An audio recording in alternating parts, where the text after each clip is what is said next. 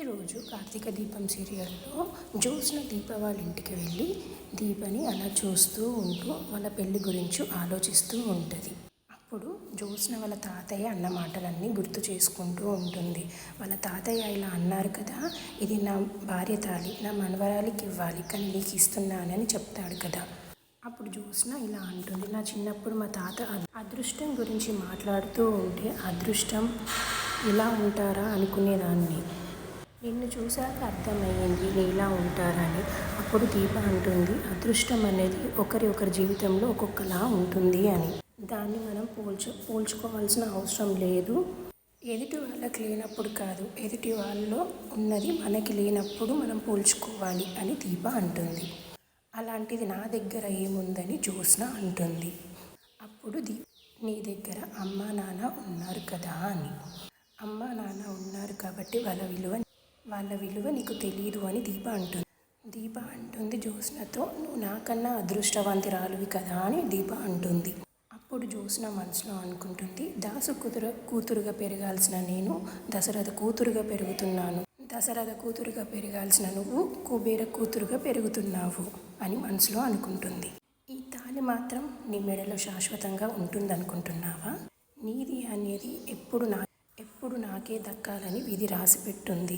దాన్ని నువ్వెప్పుడు మార్చలేవని జ్యోత్స్న మనసులో అనుకుంటుంది.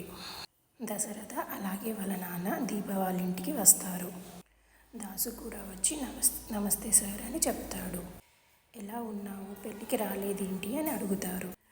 దాసు జ్యోత్స్న ముఖం చూస్తూ అనుకుంటాడు మనసులో, దీప పెళ్ళికి రావద్దు అని జ్యోత్స్న చెప్తుంది కాబట్టి రావద్దు అని మనసులో అనుకుంటాడు.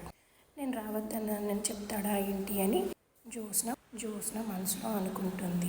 కార్తీక్ కూడా అప్పుడు మనసులో అనుకుంటాడు, మామయ్య ఏంటి జ్యోత్స్నను చూస్తున్నాడు, మామయ్య పెళ్ళికి రాకపోవడానికి జ్యోత్స్న ఏమైనా కారణమా అని కార్తీక్ ఆలోచిస్తూ ఉంటాడు. అప్పుడు శివనారాయణ ఇలా అంటూ ఉంటాడు, అడుగుతుంటే అటు చూస్తావేంటి దాసు అని అడుగుతాడు. అప్పుడు దాసు ఇలా అంటాడు, చిన్న పని నుండి వైజాగ్ వెళ్ళాల్సి వచ్చింది సార్, అందుకే రాలేకపోయాను పెళ్ళికి అని దాసు అంటాడు. అప్పుడు కార్తీక్ వాళ్ళ అమ్మ, అన్నయ్య మీరిద్దరే వచ్చారు, వదిన రాలేదేంటి అని అడుగుతుంది. అప్పుడు పారిజాతం గారు అంటారు, ఆడపడుచు వచ్చి స్వాగతం పలకలేదని బయటనే నిలబడిందేమో అని అంటారు. బయటికి వెళ్ళి పిలవడం నా చిన్నతనం ఏం కాదు పిన్ని అని బయటికి వెళ్తూ ఉంటుంది. ఆగమ్మ, వదిన మాతో. అప్పుడు పారిజాతం గారు వెనుక ఏమైనా కారులో వస్తున్నారా అని అడుగుతారు. అప్పుడు దశరథ, సుమిత్ర రావట్లేదు పిన్ని అని చెప్తాడు. అదేంటన్నయ్య, వదిన రాకపోవడం ఏంటి అని అడుగుతుంది. సత్యనారాయణ వ్రతానికి ఇంటిల్లిపాది పిలిచాం కదా అని అంటుంది. అప్పుడు దశరథ, నువ్వు పిలిచావు కానీ రాలేను, నువ్వే అర్థం చేసుకో అమ్మా అంటాడు దశరథ. అప్పుడు పారిజాతం, మీరందరూ కలిసి వస్తానన్నారు కదా, ఎందుకు రాలేదు అని ఆ పారిజాతం అడుగుతుంది.